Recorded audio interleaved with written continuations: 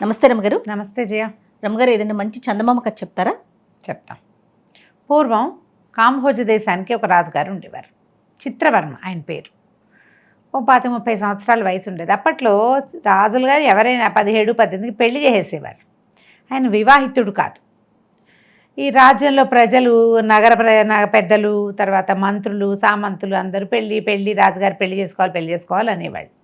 ఆయన పెద్ద పెళ్ళికి సుముఖంగా ఉండేవాడు కాదు. సభ తీర్చినప్పుడల్లా మీ వివాహం ఎప్పుడు అని మనం కూడా అలాగే మన దగ్గర పేర్లు కానీ పిల్లల్ని ఈ సంవత్సరం పెళ్లి చేసుకో, వాడు బర్త్డే అని అడగరాను, అక్షంతలు వేసుకోవడానికి రాగానే పెళ్లి చేసుకోరా నాయన అని చెప్తూ ఉంటాం. అవును. పెళ్ళి అవ్వలేదు అంటే జనాలు కదా ఉద్రేకంగా ఉంటుంది, అదే చెప్తారు కదా. అయితే రాజుగారు ఏమన్నారంటే మంత్రి గారితో చెప్పారు, నేను చేసుకుంటా కానీ ఫలానా వాళ్ళనే చేసుకోవాలి, అలా మీరు అనకూడదు. ఈ కులం అని, గోత్రం అని, అదని ఇదని మీరు అనకూడదు. నేను ఎవరిని తెచ్చినా వాళ్ళని యాక్సెప్ట్ చేయాలి, అట్లాగైతే చేసుకుంటాను అన్నాడు. మంత్రి గారు ఏదో ఒకటి రాజుగారి పెళ్ళి అవ్వాలని, అలాగేలేండి దాంతేముంది అని నగర పెద్దలందరితోటి ఎవరో ఒకళ్ళని చేసుకొనియండి, మనకి రాణిగారు కావాలి, తర్వాత సంతానం కలిగి మనకి రాజ్యానికి ఉత్తరాధికారి కావాలి అనేవాడు. ఆ పెద్దవాళ్ళంతా కూడా అదేంటండి కులం అవి చూసుకోవద్దు అని గునిసేవాళ్ళు, కానీ పెద్దగా ఊరుకున్నారు. లేకపోతే ఇక అవటలా ఏళ్ళకేళ్ళు గడిచిపోతాం.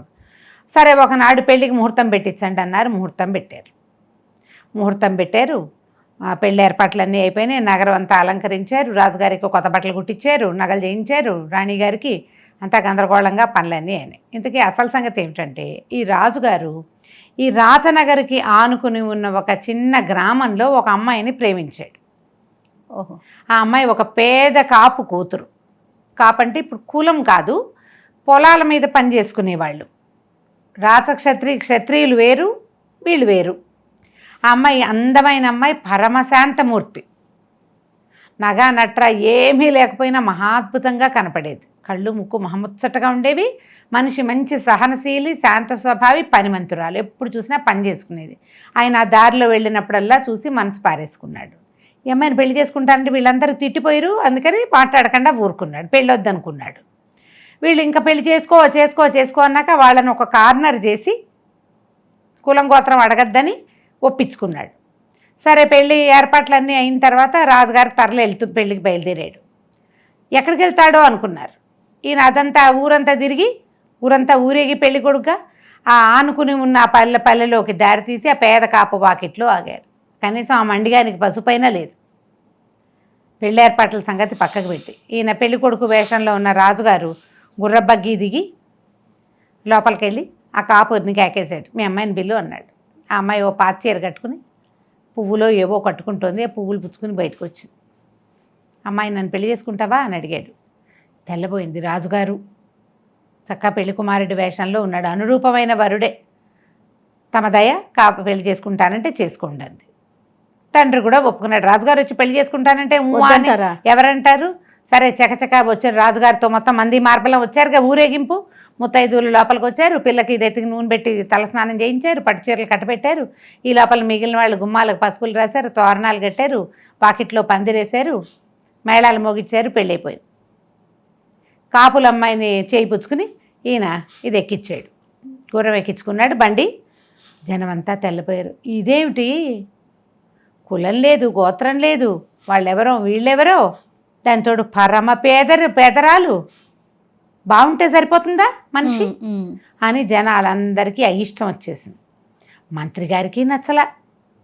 ఇదేం పెళ్ళి, రాజుగారి పెళ్ళి అంటే ఇటగా మొహాలు మార్చుకున్నారు అందరూ.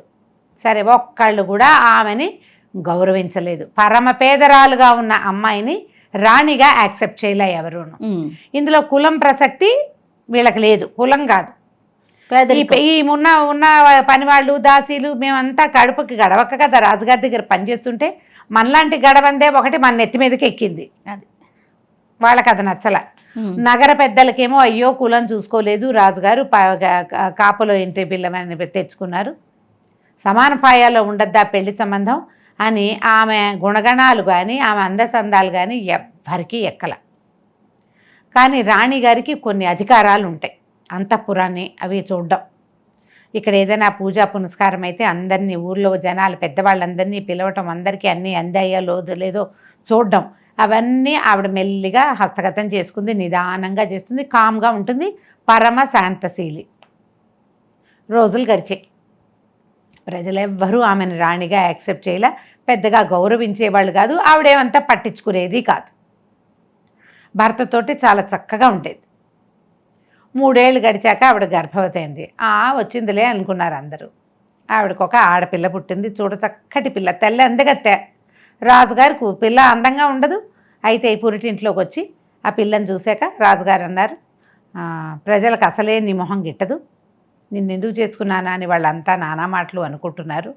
నువ్వేమో కూతుర్ని కన్నావు, మగపిల్లాడైతే పోనీలే మగపిల్లాడు రాజు అవుతాడని కొంచెం సర్దుకునేవాళ్ళేమో.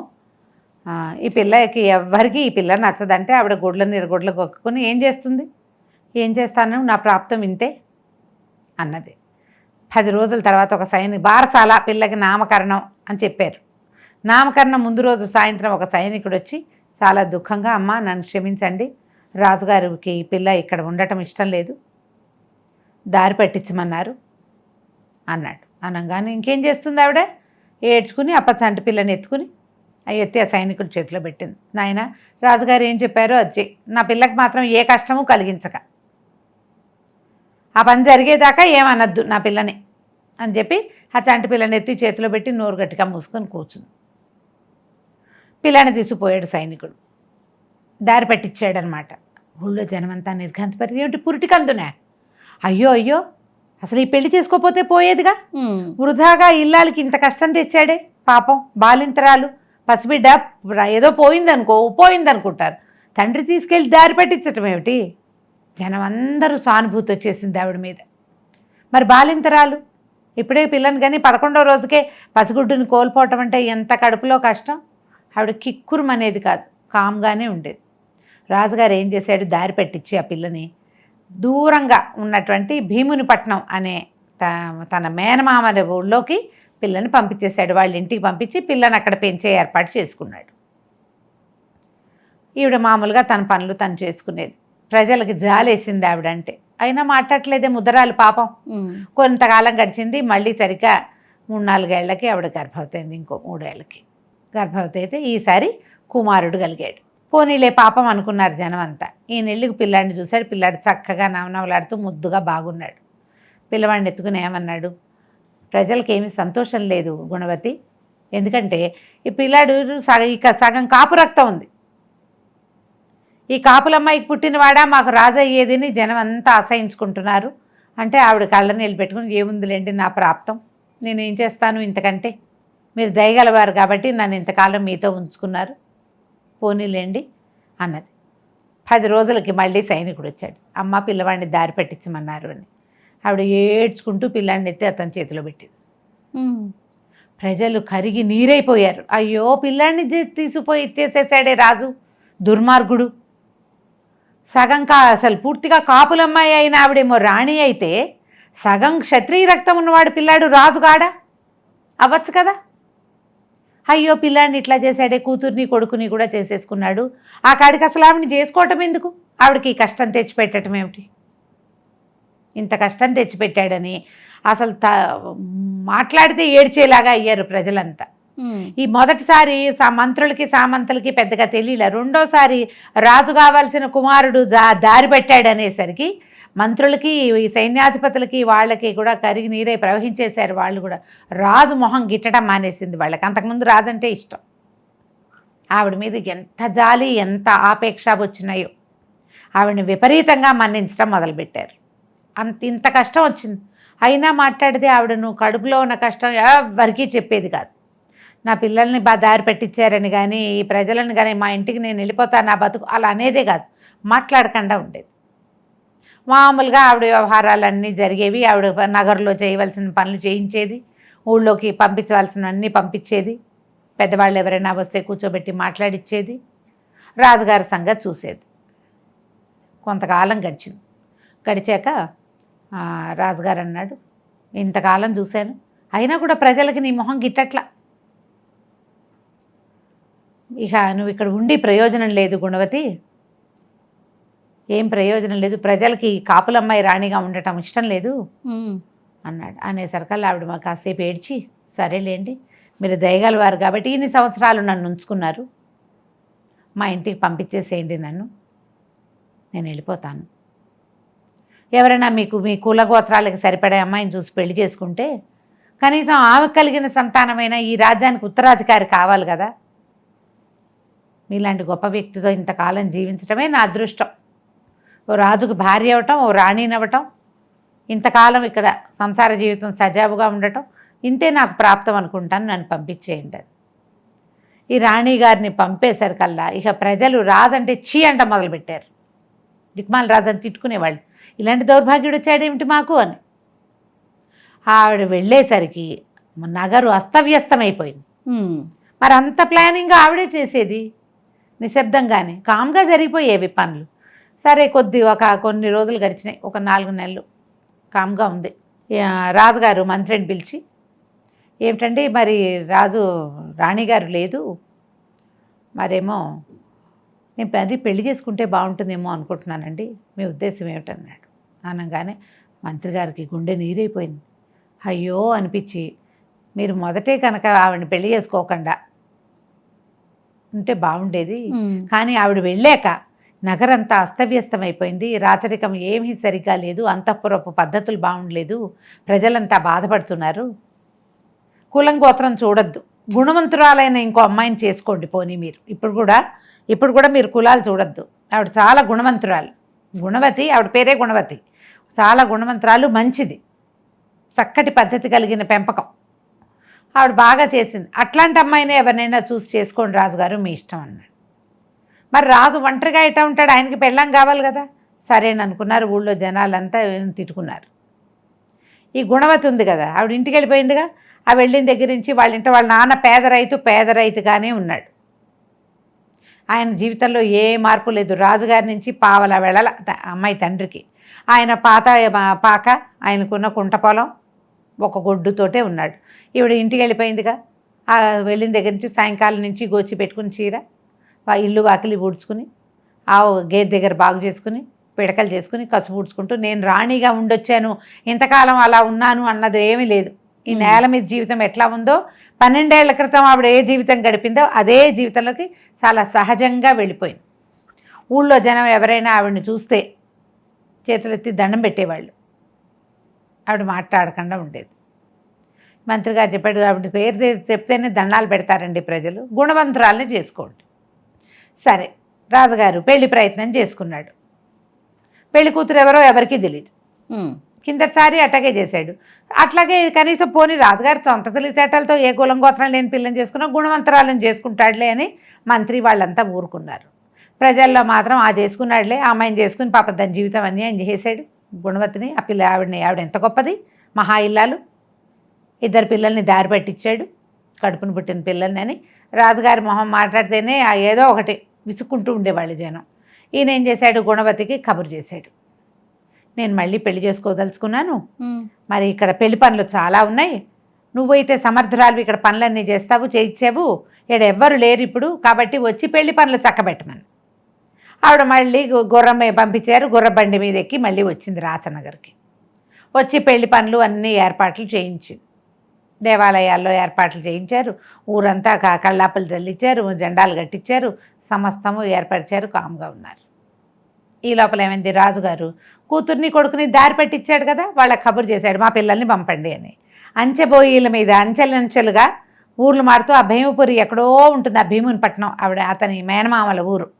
అక్కడి నుంచి వరుసగా ఒక అంచె అక్కడ దాకా రావటం, అక్కడి నుంచి ఇంకో బండి మారుతూ ఆ పిల్లలిద్దరూ ఊళ్ళోకి వచ్చారు. పై ఊరు నుంచి ఓ పిల్ల, 12 ఏళ్ల పిల్ల, లంగా వణి వేసుకున్న పిల్ల వచ్చేసరికల్లా ఆ పిల్లే పెళ్లి కూతురు అనుకున్నారు జనం అంతా.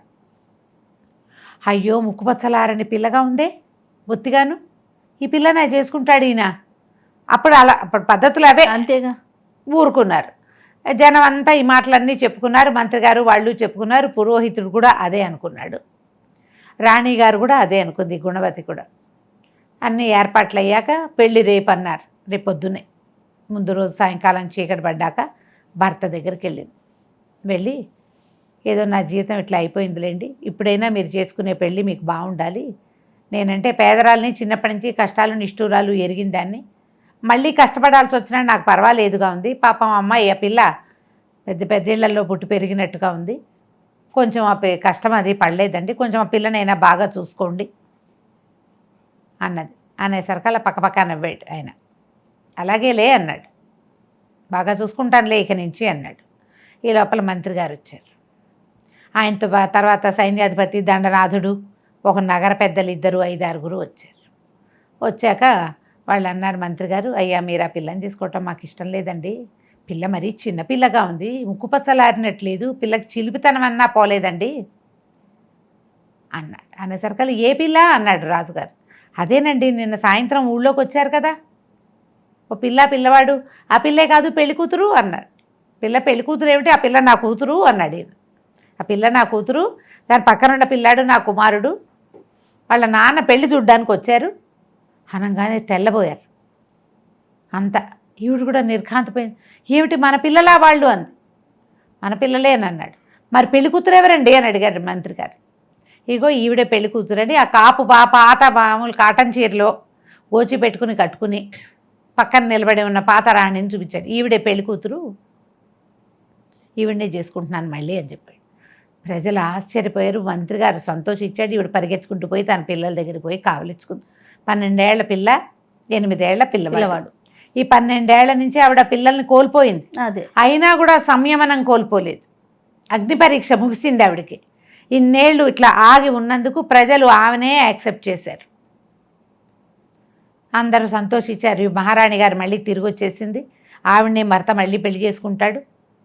అక్కడ వచ్చిన పిల్లవాడు మన యువరాణి మన యువరాజు అని తెలిసేసరికి ఇక ఎంత సంతోషం వచ్చిందో. రాజుగారు పెళ్లి చేసుకున్నప్పుడు కూడా ఆ ప్రజలు ఎవరు అట్లా సంతోషించలే, పిల్లలు పుట్టినప్పుడు సంతోషించలే, కానీ నడిచొచ్చిన ఈ పిల్లల్ని చూసేసరికి గొప్పగా సంతోషించారు. పిల్లకి స్వయంవరం ప్రకటించారు, పిల్లాడిని యువరాజు పట్టాభిషేకం చేసుకున్నారు. ఏర్పాట్లు చేశారుగా, సంతోషంగా ప్రజలంతా హాయిగా ఉన్నారు. అగ్ని పరీక్ష. ఓహో, బాగుంది కదా. ఇంత కఠినంగా రమ్మగారు. మరి 12 ఏళ్ళు పిల్లల్ని కూడా చూసుకోనంత అగ్ని పరీక్ష మళ్ళీ ఆవిడ యాక్సెప్ట్ చేయటం ఆ రోజులకే చెల్లింది, చెల్లుతుంది అంతే కదా రమ్మగారు, ఆ రోజుకే. అవును, ఎందుకంటే భర్త చనిపోతే వెళ్ళిపోయి సహగమనం చేసేసేవారు. అవును, అలాంటి దాని ముందు ఇది తక్కువేనేమో బహుశా ఆ రోజుకి. అవును, ఈ రోజుకి కాదండి, ఆ రోజుకి. పాతకాలం కదా, ఎప్పుడో 50లో రాయబడిన కథ కదా. బాగుంది కదా. బాగుంది. నమస్తే నమస్తే. And for more videos, please subscribe to iDream. Please subscribe to iDream. Please subscribe iDream. And please subscribe to iDream. For more videos, subscribe to iDream. please like, share and subscribe to the channel. Congratulations, iDream. Subscribe to iDream. Subscribe to iDream. So subscribe to iDream Media. iDream team andarki huge congratulations. Please subscribe iDream Media. Please subscribe to iDream. Subscribe iDream. Please subscribe to iDream. iDream అంటే నా కళల ఛానల్ను subscribe చేసుకున్న నోరు తిరుగుతలేదు, మీరైతే గంట గుర్తు కొట్టండి. For more such videos, please subscribe to iDream. Subscribe to iDream. Please subscribe to iDream. Please subscribe iDream Media. Please do subscribe to iDream. Please subscribe to iDream Media. For best entertainment and information, please subscribe iDream. And don't forget to subscribe to iDream.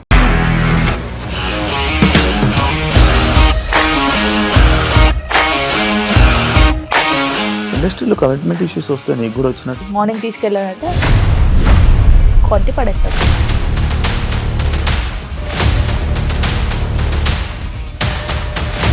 ఒక్కళ్ళు కూడా చూడలేదు ఈ cinema అని చెప్పడానికి కూడా చాలా ధైర్యం కావాలి. అది నిజం కదా, దాంట్లో ధైర్యం ఏంటి? ఇది నెక్స్ట్ డే ప్లేట్ మార్చేస్తే తప్పు కదా. As of now, we are comfortable this అని నేను అనుకుంటున్నాను. రష్మిక గారిది మీది ఒకే ఊరు అంట కదా.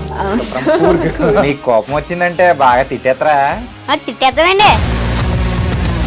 నిజంగా గేమ్ ని ఎలా చేంజ్ చేయగలిగారు? APSFC వాళ్ళకి 6 నెలల్లో నేను 6 లక్షలు కట్టా. బిజినెస్ చేయాలనుకుంటే it is as difficult as riding a tiger.